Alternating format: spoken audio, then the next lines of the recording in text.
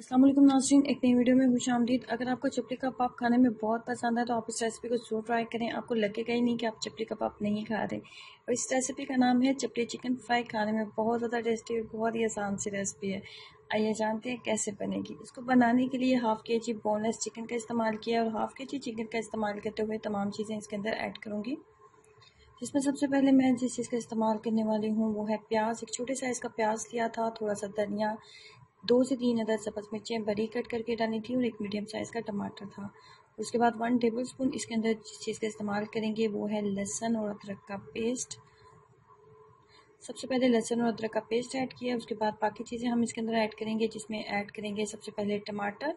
एक दरमियाने साइज़ का टमाटर मैंने लिया था और बारीक कट कर लेंगे। उसके बाद इसके अंदर ऐड करेंगे सब्ज़ मिर्चें, सब्ज़ धनिया और उसके बाद इसके अंदर ऐड करेंगे प्याज। एक छोटे साइज़ का प्याज मैं ऐड करने वाली हूँ। तमाम चीज़ों को बारीक आपने कट करना है।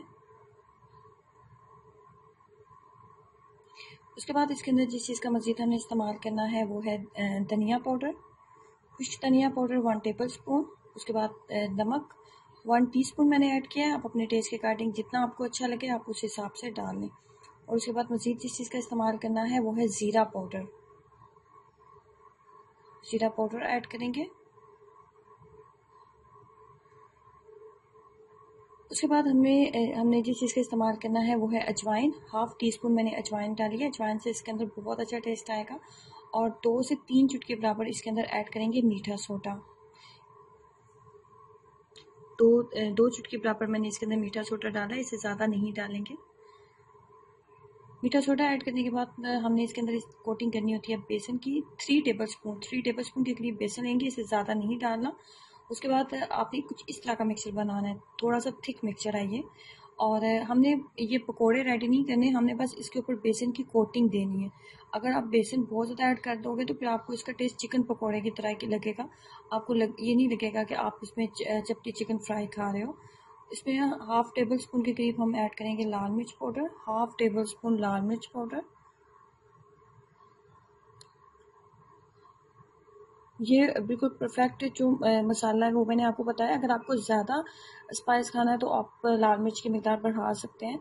और सबसे लास्ट पे जिस चीज़ का इस्तेमाल करना है वो है इसके अंदर अनारदाना। 2 टेबल स्पून के करीब तकरीबन अनारदाना मैंने लिया था और उसको सिलबट्टे में अच्छे से पीस लेंगे।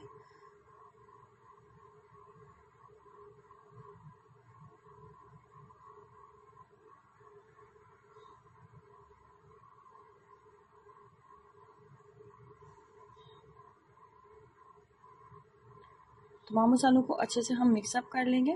मिक्सअप करने के बाद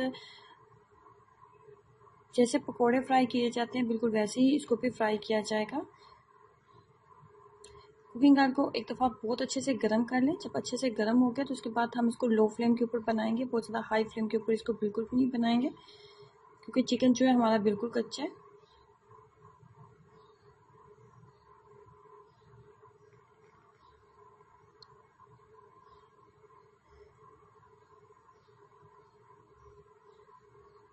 इसके अंदर हमने अनारदाना डाला है। अनारदाना डालने की वजह से इसका कलर जो है ना थोड़ा सा डार्क हो जाता है।